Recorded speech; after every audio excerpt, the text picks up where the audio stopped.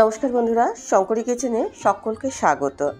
আজ শেয়ার করব এমন একটা নিরামিষ রেসিপি যেটা কিনা একদম অন্য রকমের। মিছে বড়া দিয়ে ঝিঙের তরকারি গরমের দিনে কিন্তু বেশ ভালো লাগবে। আজকে রান্নার প্রধান উপকরণ হচ্ছে ঝিঙেটাকে আমি ডুমো ডুমো করে কেটে নিয়েছি। এখানে 750 গ্রামের মতো ঝিঙে আছে। রান্নাটাতে আমি বলেছি মিছে বড়ার তরকারি করব, অথচ নিরামিষভাবে করব। এখানে মিছে বড়ার জন্য আমি নিয়েছি পোস্ত। অল্প পরিমাণ জল দিয়ে পোস্তটাকে আমি ভিজিয়ে রাখবো। বাইন্ডিংয়ের জন্য এখানে আমি 2 চা চামচ সুজি ব্যবহার করেছি। সুজি আর পোস্ত আমি একসঙ্গে আধ ঘন্টার জন্য ভিজিয়ে রাখবো। দুটোই কিন্তু ফুলে উঠবে। আধ ঘন্টা পর ফিরে এলাম। দেখুন, সুজি আর পোস্তটা এখন ভালোভাবে ফুলে উঠেছে। এর মধ্যে স্বাদ মতো নুন দিয়ে দিলাম, অল্প পরিমাণে হলুদ গুঁড়ো দিলাম, আর দিচ্ছি কাঁচা লঙ্কার পেস্ট 1 চা চামচ। সব কিছু ভালো করে মিশিয়ে নিলাম। সুজির পরিমাণ কিন্তু কম বেশি লাগতে পারে। রান্নাটা করব সর্ষের তেলে। সবার আগে আমি মিছে বড়াগুলো তৈরি করে নেব। বড়াটা তৈরি করার সময় আমি কিন্তু একবারে সব বড়া দিয়ে তৈরি করব না। প্রথমে একটা বড়া আমি তেলের মধ্যে ছেড়ে দেখব। যদি দেখি যে বড়াটা ছেড়ে যাচ্ছে তাহলে আমি আরও সুজি মেশাবো, আর যদি এটা ছেড়ে না যায় তাহলে আমি এইভাবেই বড়াটা তৈরি করে নেব। দেখা গেল বড়াটা ছেড়ে যাচ্ছে না, সেই জন্য আমি এক এক করে বড়াগুলো তেলের মধ্যে দিয়ে ভেজে নেব। মিডিয়াম টু লো ফ্লেমে আমি বড়াগুলো ভাজবো।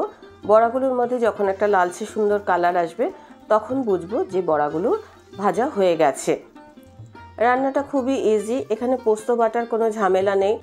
যেহেতু পোস্ত বেটে আমি বড়াগুলো তৈরি করছি না, সেই জন্য বড়াগুলো দেখতে অনেকটা মাছের ডিমের বড়ার মতো লাগবে। রান্নাটা করে যখন আপনারা সার্ভ করবেন তখন মনে হবে যেন মাছের ডিমের বড়া দিয়ে ঝিঙের তরকারি করেছেন। সেই জন্য এখানে মিছে বড়া বলা হয়েছে। দেখতে মাছের ডিমের মতো, আসলে পোস্তর বড়া।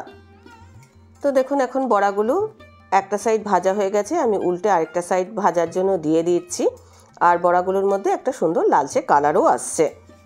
আজকের রেসিপিটা দেখার পর আপনাদের যদি ভালো লাগে তাহলে অবশ্যই একটা লাইক, শেয়ার ও কমেন্ট করবেন। বেল আইকন সমেত আমার চ্যানেলটা সাবস্ক্রাইব করে আমার পাশে থাকবেন। বেল আইকনটা ক্লিক করা থাকলে আমার যে কোনো রেসিপি বা আমি যাই আপলোড করি না কেন সবার আগে নোটিফিকেশন আপনার কাছেই পৌঁছে যাবে। বড়াগুলো আমি এখন তেলের থেকে তুলে অন্য পাত্রে রেখে দেবো। এই বড়াগুলো আপনারা শুধুও খেতে পারেন, শুধু খেতেও ভালো লাগবে। সুজি যদি কারো ঘরে না থাকে, এই বড়াগুলো ময়দা দিয়েও মাখিয়েও আপনারা তৈরি করে নিতে পারেন। একইভাবে সব বড়াগুলো আমি ভেজে নিয়েছি। যে তেলটা পড়েছিল সেই তেলেতে আমি একটা তেজপাতা ফোড়ন দিলাম, সঙ্গে দিচ্ছি 1 চিমটি গোটা জিরে। ফোড়ন থেকে সুন্দর গন্ধ বেরিয়ে আসা পর্যন্ত অপেক্ষা করব। তেলের মধ্যে 1/2 চা চামচ হলুদ গুঁড়ো দিয়ে দিলাম। এতে বেশ সুন্দর একটা কালার আসবে।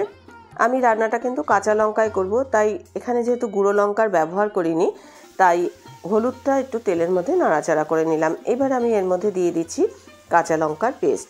আপনারা গুঁড়ো লঙ্কাও ব্যবহার করতে পারেন, তবে কাঁচা লঙ্কাতে টেস্টটা বেশ ভালো হবে।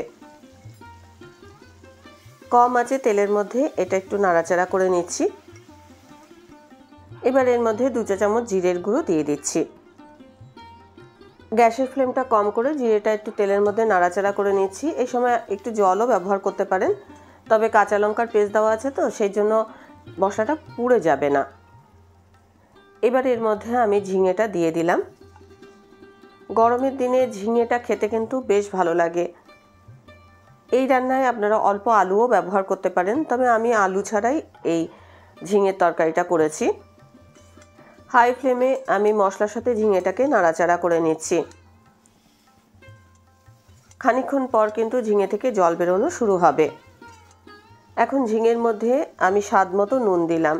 নুন দেওয়ার পর ঝিঙে থেকে প্রচুর পরিমাণে জল বেরোতে থাকবে। দেখুন কতটা ঝিঙে ছিল, এখন কতটুকু হয়ে গেছে। নাড়াচাড়া করতে করতে এগুলো একদম মাখো মাখো মতো হয়ে গেছে।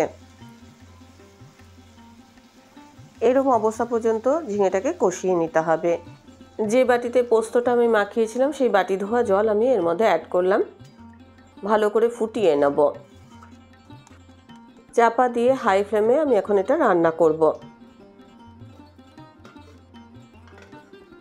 2-3 মিনিট পর ফিরে এলাম। এখন দেখুন খুব ভালো করে ফুটে গেছে। এবার আমি মিছে বড়াগুলো দিয়ে দিচ্ছি।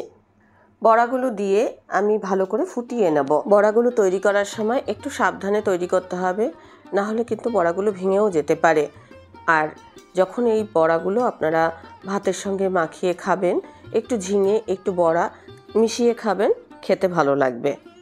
দেখুন এখন ভালো করে ফুটে উঠেছে আর বড়াগুলো কিন্তু অনেকটা সফট হয়ে যাবে। এবার শেষে আমি 2 চা চামচ ঘি দিয়ে আমি গ্যাসের ফ্লেমটা অফ করে দেবো। আমি এটা একটুখানি ঝোল ঝোল রেখেছি, ভাত দিয়ে এটা ভালো লাগবে, আবার রুটির সাথেও ভালো লাগবে। এরম অবস্থায় আমি একটুখানি চাপা দিয়ে ঘিয়ের গন্ধটা যাতে ভেতরে থাকে রেখে তারপর আমি এটা সার্ভ করেছি। রেসিপিটা ভালো লাগলে অবশ্যই একটা লাইক দিয়ে দেবেন, প্রচুর প্রচুর শেয়ার করবেন। আমার চ্যানেলটা ভালো লাগলে অবশ্যই সাবস্ক্রাইব করে নেবেন। আমি দেখুন একটা বড়া আপনাদের ভেঙে দেখিয়ে দিচ্ছি, বড়াটা কিন্তু অনেকটা সফটও হয়েছে। ভাত রুটির সাথে এটা গরম গরম সার্ভ করতে পারেন। আজকের রেসিপি এই পর্যন্ত। দেখা হবে নতুন কোনো রেসিপি নিয়ে নতুন কোনো এপিসোডে। এতক্ষণ আমার সঙ্গে থাকার জন্য অনেক অনেক ধন্যবাদ।